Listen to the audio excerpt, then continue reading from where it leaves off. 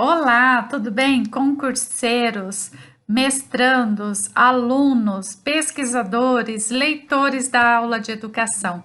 Hoje vamos fazer o resumo do livro da Irandé Antunes, Aula de Português, Encontro e Interação. Esse livro é o da sexta edição, tem 186 páginas. É claro que eu não vou me deter às 186 páginas. Isso será um resumo, só para complementar o seu estudo, ok? Eu já vou adiantar para você que, por favor, dá o seu like e deixa o seu comentário. Mesmo que você não tenha gostado, eu preciso que você deixe o seu comentário para a gente melhorar para a gente melhorar este canal cada vez mais, porque nós que somos pesquisadores, estudantes, nós sabemos muito bem como é importante a gente ter um apoio na internet para complementar os nossos estudos.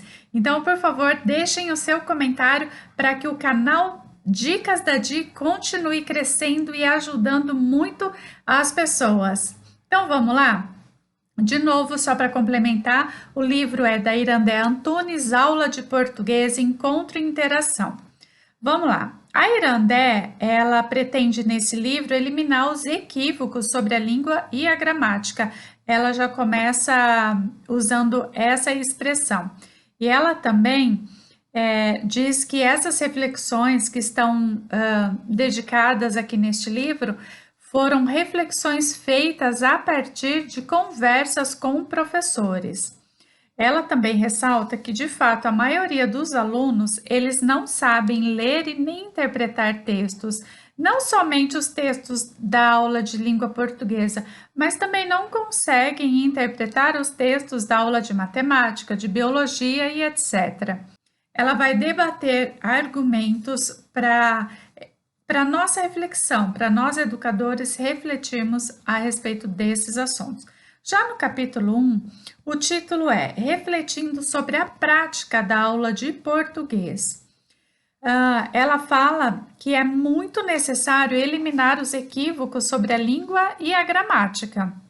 Ela também ressalta que o professor precisa descobrir novos jeitos de ver-se como professor de português. Ele precisa se reinventar, ele precisa repensar a sua prática constantemente, principalmente na atualidade. Ela reforça que o professor não pode ser um mero repetidor de uma lista de conteúdos que são iguaizinhas ano a ano. O novo perfil do professor é aquele que é pesquisador. Ela ressalta que há uma persistência de uma prática pedagógica reducionista. O que seria isso? O estudo da palavra e da frase descontextualizada, ou seja, ensinar a gramática pelos seus conceitos em frases e palavras, fora do contexto interacional, de leitura e etc. Já por parte do aluno, ela ressalta de que o aluno tem as seguintes falas: eu não sei português, português é muito difícil, a consequência disso tudo é a aversão às aulas de português, a evasão e até mesmo a repetência.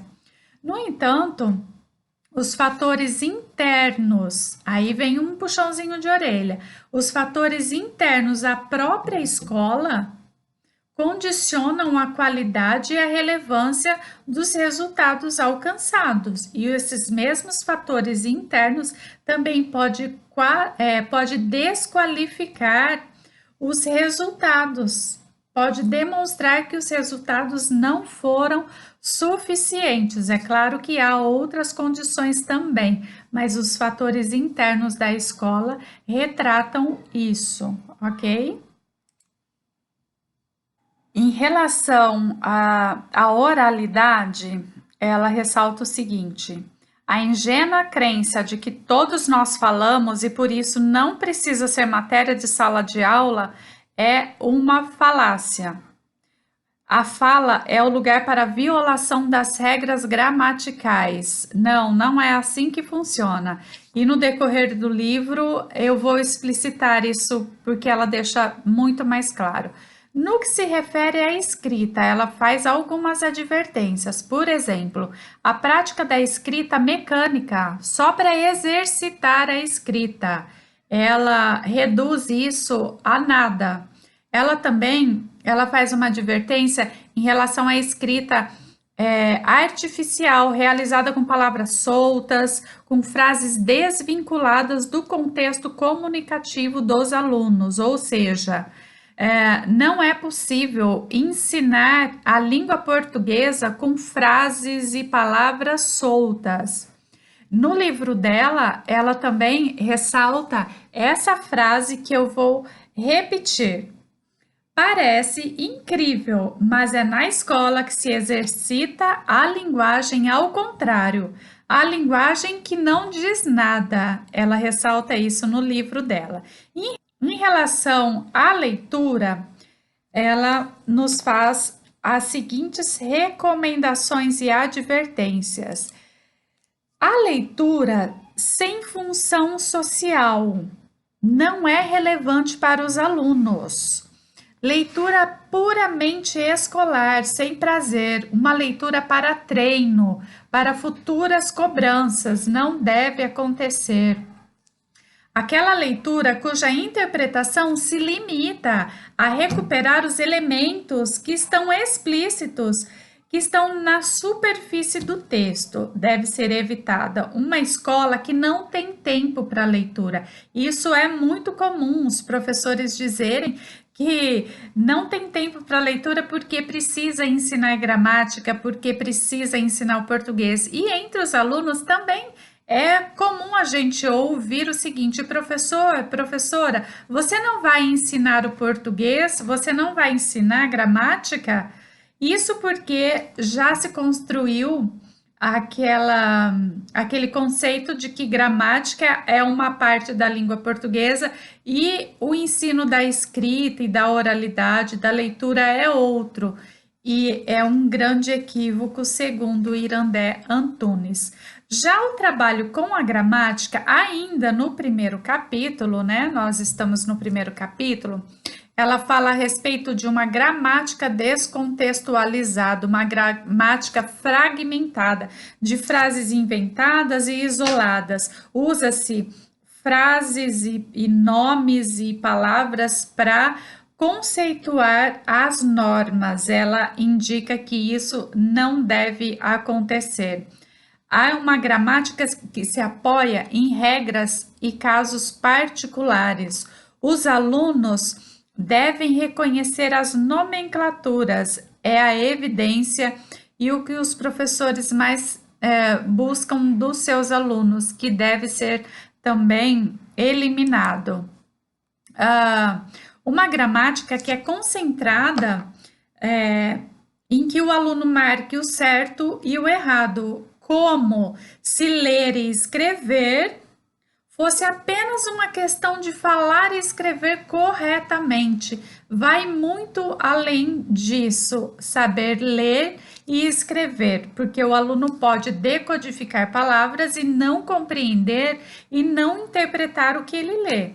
Ele pode saber escrever as palavras, conhecer as letras, mas não conseguir montar ideias, articular ideias com coesão, com coerência. Então, é isso que ela fala. Ela dá um puxãozinho de orelha aqui e ela comenta o seguinte, que a escola tem a incontestável função política e não dá mais para tolerar uma escola que nem sequer alfabetiza, principalmente os mais pobres. Não forma leitores nem pessoas capazes de expressar-se por escrito coerentemente. Bom, ainda no capítulo 1, ela ressalta que como a escola tem essa função política, nós formamos cidadãos.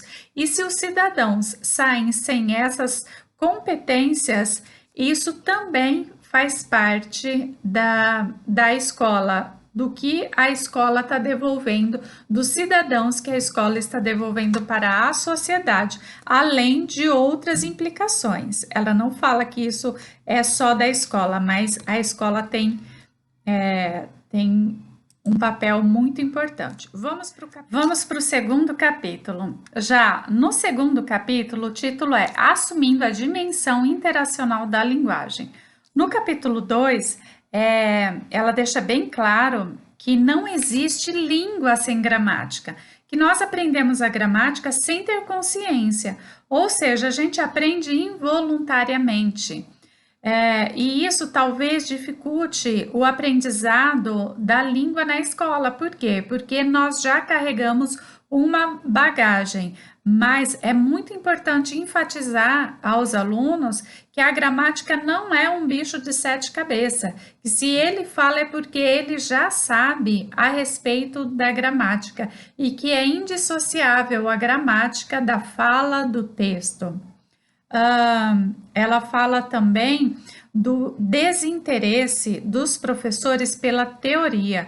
Os professores sempre dizem queremos a prática e não a teoria. E ela afirma que, na verdade, há uma incompreensão do que seja teoria e o que seja prática.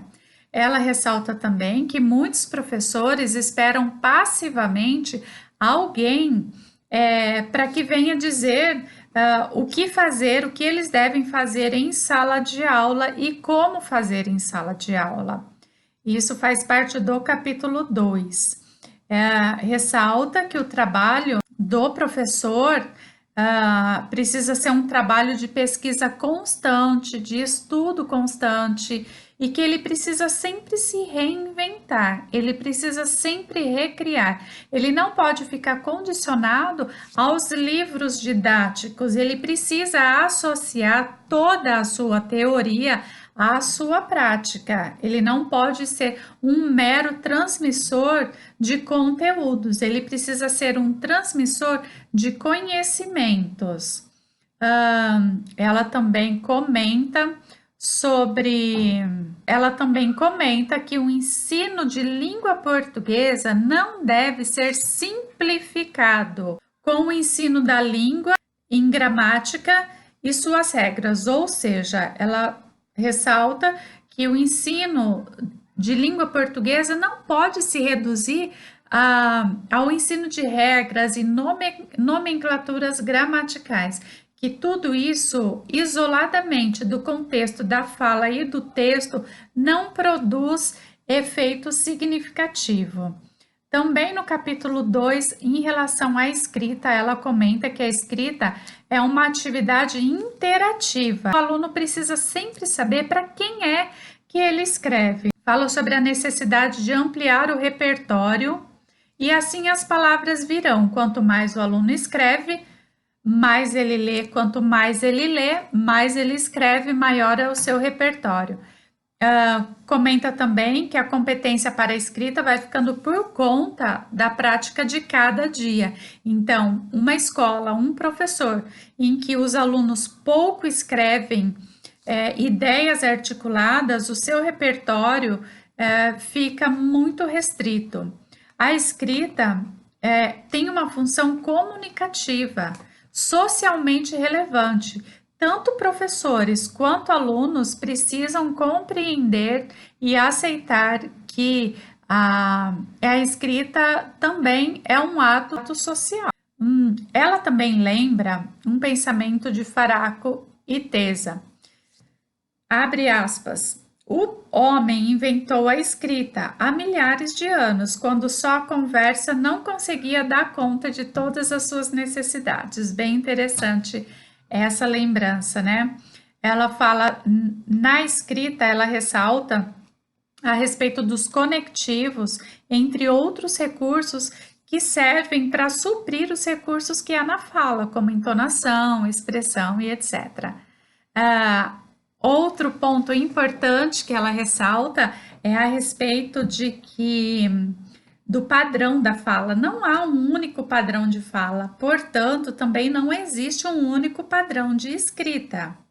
A escrita formal não é a única forma de expressão correta. Tudo isso vai depender do contexto interacional. Ou seja, o aluno precisa ter liberdade e o aluno não terá liberdade se ele não conhecer o padrão, a escrita formal. Então, ele precisa saber qual a escrita utilizar no momento correto.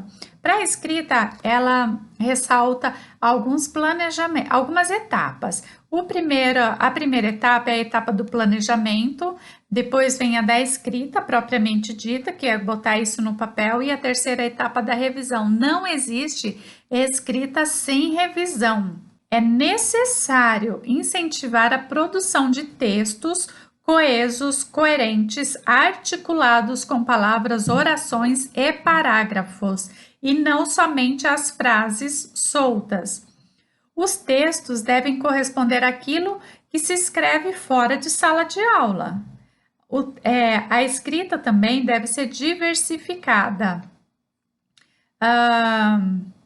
A escrita também deve ser diversificada, com textos com função apelativa, informativa, textos de entretenimento. O texto deve ser adequado à situação interacional, de forma não só. O texto também deve. Uma escrita também que tenha sua metodologia ajustada. Os alunos precisam ter as condições necessárias para a elaboração e planejamento dos textos. Uma escrita que se respeite e que aprenda por meio da escrita os sinais de pontuação, os parágrafos, os conectivos, as adequações necessárias às exigências da situação. Então, nada disso, nenhum desses ensinos de gramática deve ser descontextualizado dos textos. Em relação à leitura, ela diz o seguinte, ela coloca um pensamento de Marcos Bagno: ler é outro modo de ouvir. A leitura, ela completa a atividade da produção textual. Não é possível produzir texto se a pessoa não tem a competência da leitura. E a leitura é muito mais do que uma decodificação de sinais gráficos. A dificuldade dos alunos para escrever tem sua razão de ser, comenta ela, o pouco contato que eles mantêm com os textos escritos.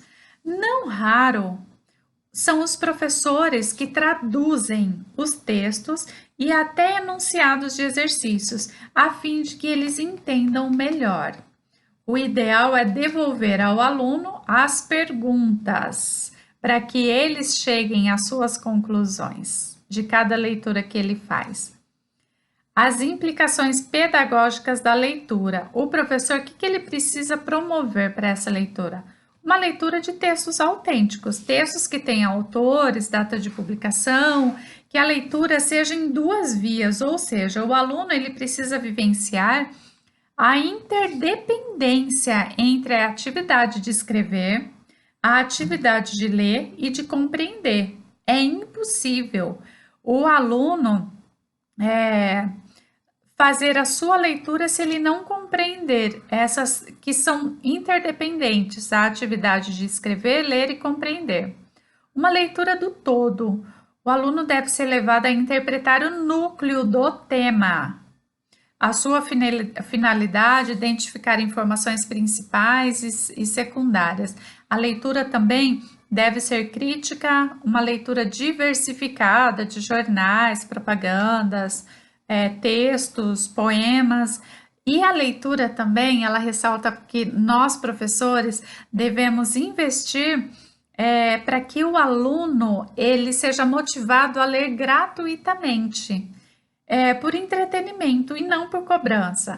Toda língua apresenta a sua gramática, por isso é necessário que os alunos compreendam isso. Então, todo falante, ele já sabe as regras para poder compor um texto, para poder falar. pode não saber o nome dessas unidades gramaticais, mas se ele se comunica é porque ele já está colocando em prática a sua gramática.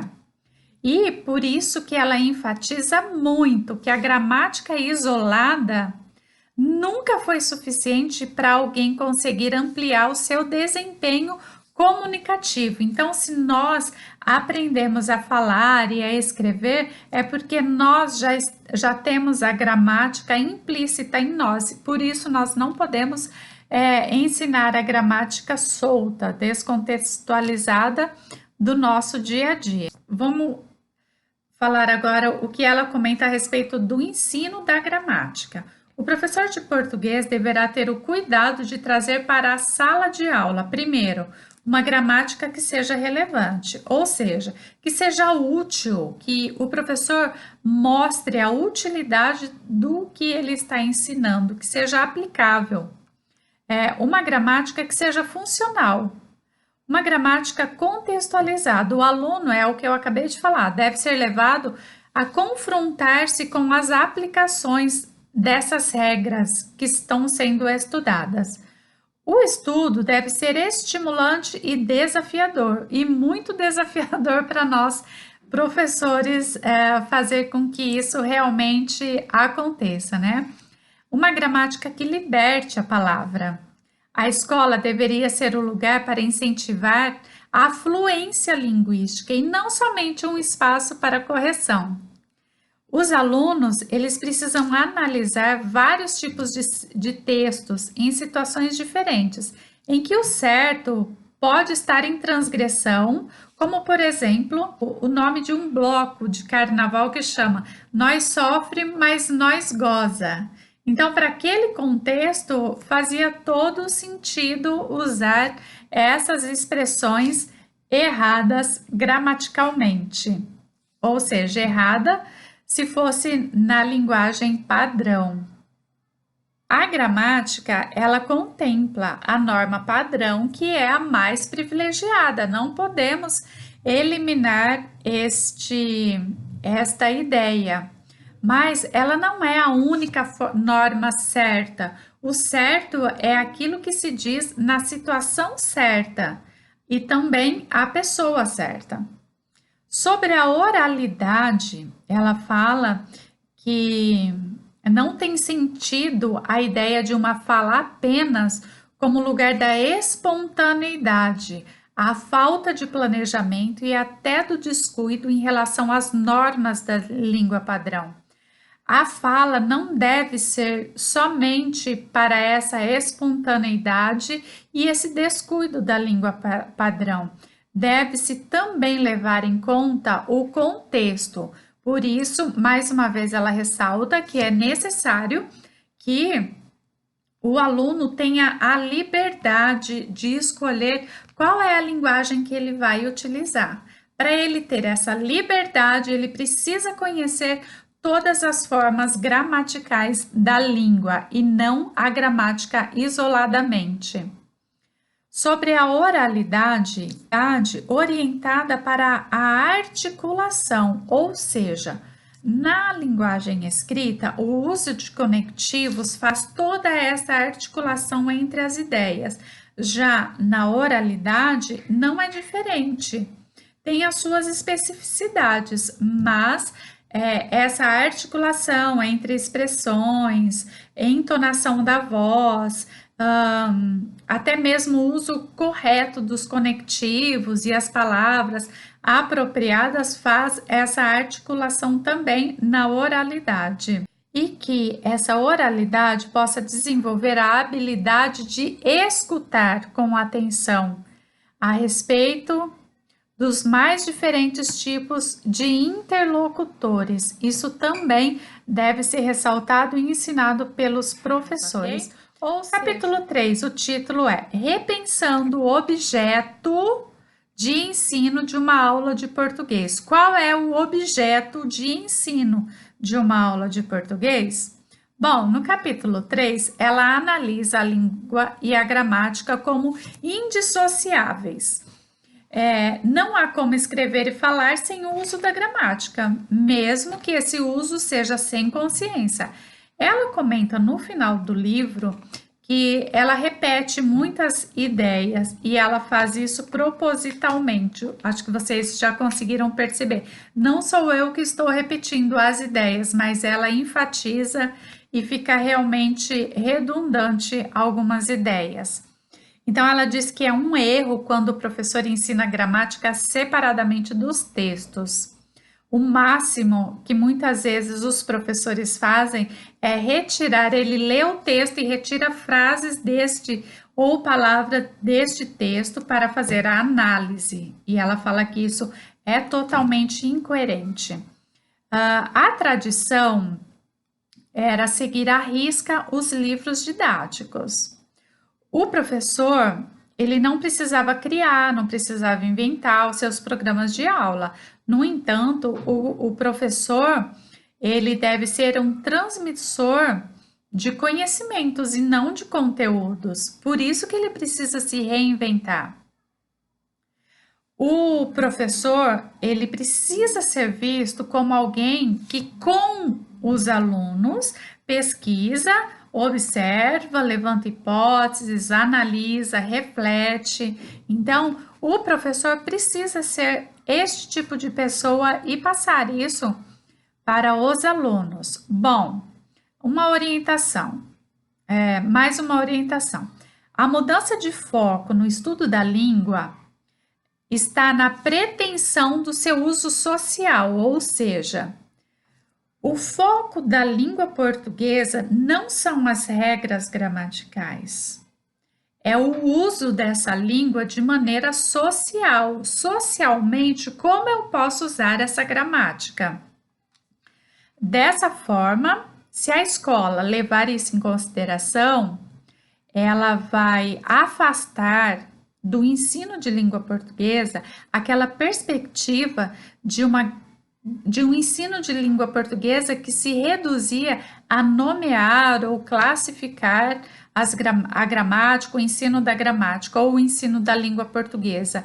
Irandé Antunes, ela deseja que isso seja afastado do ensino de língua portuguesa. Ela também ressalta que o texto não chega a ser o objeto de estudo e ela não acha isso interessante. O texto é que vai conduzindo para a gramática e não a gramática que conduz ao texto. Essa é a orientação de Irandé. A leitura, a escrita e a escuta são indissociáveis ao estudo gramatical. O uso da língua que se dá em textos é que deve ser o objeto da língua. A atividade de ouvir também faz parte do exercício de interpretação.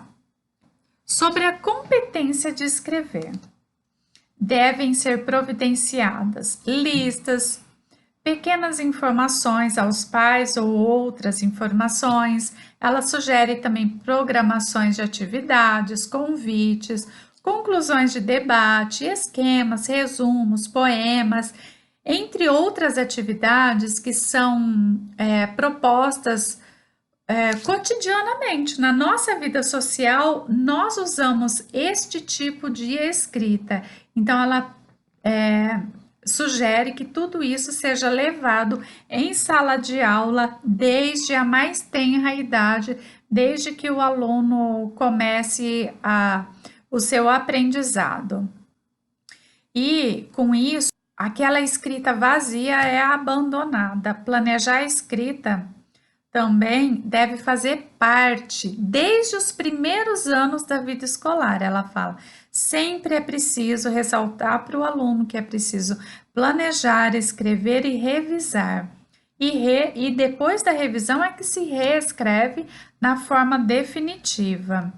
A escrita precisa deixar de ser uma obrigação escolar só para avaliação. A gramática ainda, ela fala que a prioridade não é ensinar o nome das unidades ou as suas regras. É preciso criar oportunidades para o aluno compreender, analisar, levantar hipóteses a partir de diferentes gêneros textuais. Ela diz que compreender como a língua funciona nos diversos contextos textuais e não uma gramática fora dos textos e da oralidade.